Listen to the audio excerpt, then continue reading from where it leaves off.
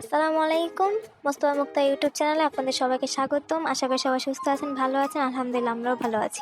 সকাল থেকে দুপুর পর্যন্ত আমার আম্মু কী কাজ করে তা নিয়ে আজকের ভিডিও। তো আশা করি আপনাদের কাছে ভিডিও ভালো লাগবে। এটা হচ্ছে আমার ছোট ভাই, যে সকালে মাদ্রাসা থেকে আসছিল নাস্তা খেতে। তো তার নাস্তা খাওয়া শেষ হয়ে গেছে, তো তাকে আম্মু তার মাদ্রাসার বেতন দিয়ে তাকে মাদ্রাসায় আবার পাঠিয়ে দেয়। তো সেও তার মাদ্রাসায় চলে যায়। তো আমার ভাইকে মাদ্রাসায় পাঠিয়ে দেওয়ার পরে আম্মু বাজার থেকে বাজার করে নিয়ে আসে। তো আমাদের রেগুলারই বাজার যাওয়া হয়, যেহেতু বাসার পাশেই বাজার। তো আজকে বাজার থেকে আম্মু মূলা আনে, ইলিশ মাছ আনে, শুটকি আনে, আর টমেটো, ড্রাগন, কলা, পেয়ারা এগুলাই আনে আর কি আজকের জন্যে। আর কচু আনে, এটাকে কী কচু বলা হয় আমি ঠিক জানি না। যেহেতু ইলিশ আর কচু এনেছে, তো আজকে আমাদের বাসায় কচু ইলিশ মাছ রান্না হবে। তো এই তরকারিটা আমার কাছে অনেক ভালো লাগে। তো আম্মু কচুগুলো কেটে নিচ্ছিল একটা একটা করে। আর এদিকে আমাদেরকে দুধ দিতে আসছিল। তো আমাদের বাসায় দুধ নেওয়া হয় শুধু আব্বুর জন্যে। আমরা কেউ দুধ খাই না, আমার আব্বু লো প্রেশার থাকে, আব্বু অসুস্থ, যার কারণে দুধ নেওয়া হয়। আর আমার আম্মু যেহেতু ডায়াবেটিক্স, তো আম্মু দুধ খায় না। তো আম্মু মাঝে মধ্যে হয়তো বা যখন প্রেশার লো হয়ে যায় তখন আম্মু দুধ খায়।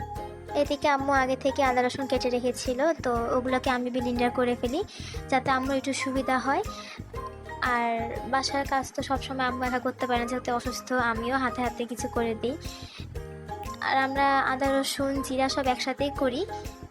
আর আমরা এক সপ্তাহ কি এক মাসের মশলা একেবারে করে ফেলি, যাতে পরে ঝামেলা না হয়। একেবারে করে নেওয়াটাই আমার কাছে মনে হয় বেটার। তো আদা রসুন জিরা ব্লেন্ডার হয়ে যাওয়ার পরে এগুলোকে মিক্স করে একটা বাটিতে রেখে দিই। তো যে কয়েকদিন যেহেতু বৃষ্টির কারণে কোনো জামা কাপড় ধোয়া হয়নি, তো আমাদের বিছনা চাদর তুলে রাখা হয়েছিল, সেগুলো আজকে সকালবেলা আম্মু ধুয়ে দিয়েছিল। তো এগুলো ধুয়ে দেওয়ার পরে আমরা ছাদে নিয়ে যাই মেলে দেওয়ার জন্য।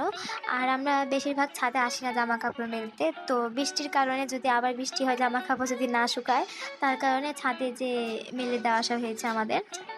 তো ছাদ থেকে আমরা রুমে চলে আসি, যেহেতু আম্মু রান্না বান্নার সময় হয়ে গেছিলো। আর আম্মু এখানে কেটে রাখা কচুগুলোকে ভালোভাবে সিদ্ধ করে নেয়। তো আজকে আমরা রান্নার কোনো রেসিপি দেইনি। তো রেগুলার রান্নার রেসিপি দেওয়া তো সম্ভব হয় না, এত ভিডিও করা সম্ভব হয় না, বাসায় অনেক কাজ থাকে। তো টুকটাক যেগুলো হয়তো বা ভিডিও করা সম্ভব হয়েছে ওগুলাই ভিডিও করা হয়েছে আমাদের। তো নেক্সট টাইম চেষ্টা করবো রান্নার রেসিপিটাও দেওয়ার। তো আজকে এই পর্যন্তই।